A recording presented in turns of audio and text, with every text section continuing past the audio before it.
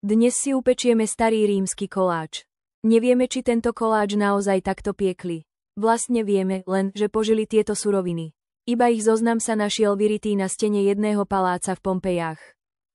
Tak si niekoľko kuchárov skúšalo vymyslieť postup. A ja som jeden z nich. A už sa aj dostal do mojej učebnice Otestuj sa z matematik pre siedmakov, ktorá vyšla vo vydavateľstve Rábe. V jednej miske si zmiešame sypké suroviny. Pohánkovú múku, špaldovú, pozor.